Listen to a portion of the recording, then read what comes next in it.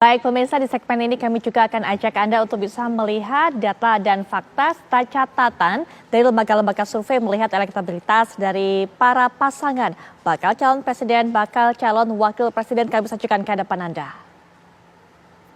Baik, nah ini dia kita akan lihat survei elektabilitas Capres 2024 di Pulau Jawa. Kita akan awali terlebih dahulu di Banten. Ini adalah hasil survei yang dilakukan oleh lembaga survei indikator mulai 16 sampai 20 Oktober 2023. Anies Baswedan, Ganjar Pranowo, dan Prabowo Subianto.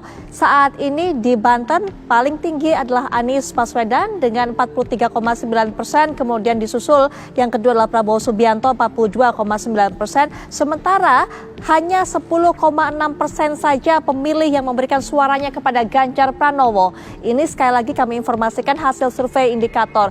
Bagaimana kemudian dengan kita akan bergerak dari Banten ke DKI Jakarta. Di ibu kota, Anies Baswedan cukup dominan bahkan sampai 51,5%. Kemudian di bawahnya menyusul Prabowo Subianto, sementara itu tertinggal jauh, gapnya cukup banyak dengan 14,14%. Suara yang diperoleh oleh Ganjar Pranowo menempatkannya ada di posisi buncit dari perolehan suara di DKI Jakarta.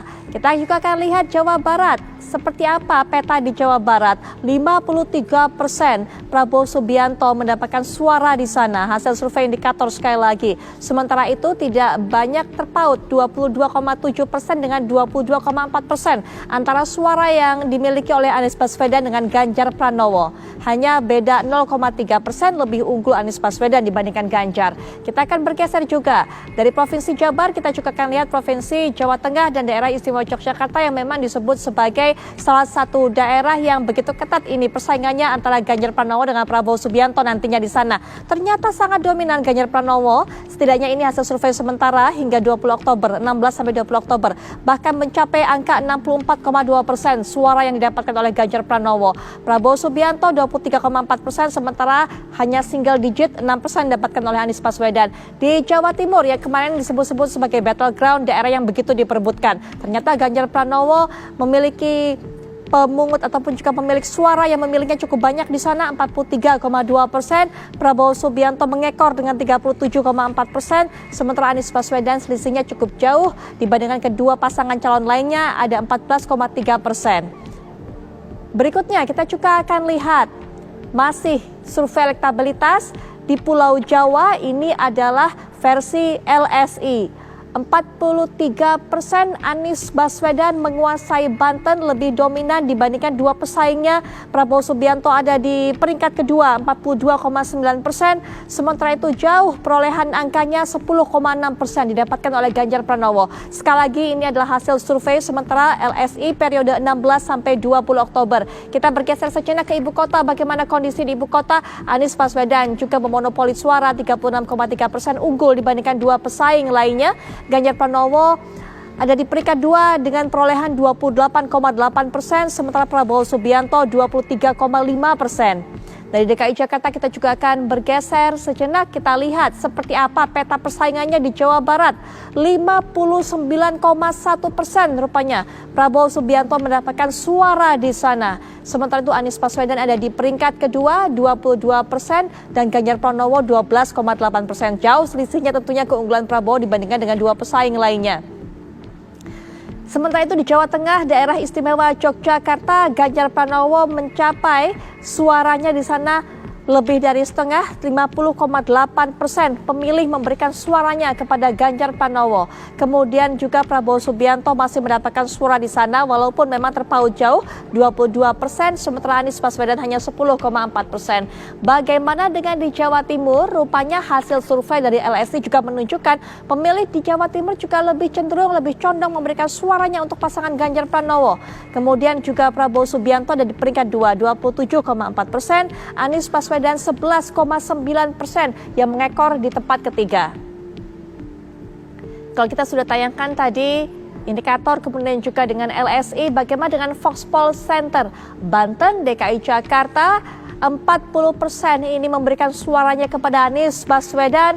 Prabowo Subianto dan Ganjar Pranowo sebenarnya selisihnya hanya sekitar 4% saja, tapi memang Prabowo lebih unggul dengan 27,8%, sementara Ganjar Pranowo ada di peringkat ketiga dengan 22,2%. Kita lihat kembali, kalau kita bergeser kembali ke Jawa Barat, memang tidak seperti hasil survei lainnya tadi yang memberikan suara Prabowo Subianto sampai lebih dari 50%. Tapi setidaknya unggul di sini 41% Prabowo Subianto, beda 2% dengan Anies Baswedan yang ada di bawahnya dengan 39,5%. Sementara Ganjar Pranowo hanya bisa mendapatkan 16,5% di sana, di urutan buncit. Kita akan lihat bagaimana perolehan suara Jawa Tengah, daerah istimewa Yogyakarta. Rupanya kandang banteng ini betul-betul memberikan angin segar bagi Ganjar Pranowo, 53,9% dominasinya ia tunjukkan. Kemudian Prabowo Subianto 24,4%. Anies Baswedan ada di peringkat terakhir, peringkat ketiga dengan 15% saja pemilih yang memberikan suaranya untuk Anies di daerah istimewa Yogyakarta dan Jawa Tengah. Kita lihat kembali Jawa Timur rupanya tidak jauh berbeda dengan lembaga survei lainnya tadi yang memang menempatkan Ganjar Pranowo sebagai pemuncak calon yang mendapatkan suara terbanyak di sana 44,7%. Prabowo Subianto mengekor dengan 37,6%, sementara Anies Baswedan single digit 9,4% suaranya atau mendapatkan suara dari para pemilih, para voter yang ada di Jawa Timur. Sehingga kemudian Jawa Timur, Jawa Tengah yang kita sebutkan ini sebagai tempat arena yang cukup ketat persaingan Ganjar Pranowo dengan Prabowo Subianto. Baik, kita sudah lihat bagaimana hasil dari 3 lembaga survei memotret peta persaingan kemungkinan perolehan suara yang didapatkan oleh para bakal calon presiden, baik itu Anies Baswedan, Prabowo Subianto, dan Ganjar Pranowo yang ada di Pulau Jawa. Nanti setelah jeda Anda juga bisa melihat ada kabar-kabar menarik lainnya, data fakta juga akan disampaikan oleh Agita Malika. Agita, apa yang akan disajikan setelah jeda? Ya, betul sekali Putri Viola dan juga pemirsa. Sesaat lagi kita akan menghadirkan sejumlah informasi terpenting tentunya di Apa Kabar Indonesia Malam, termasuk juga membahas bagaimana kemudian krisis kemanusiaan yang terjadi di Gaza Palestina. Kita akan membedah secara mendalam bagaimana kemudian peristiwa ini begitu memilukan hati dan mengakibatkan ada ribuan korban jiwa. Sesaat lagi pemirsa untuk Anda.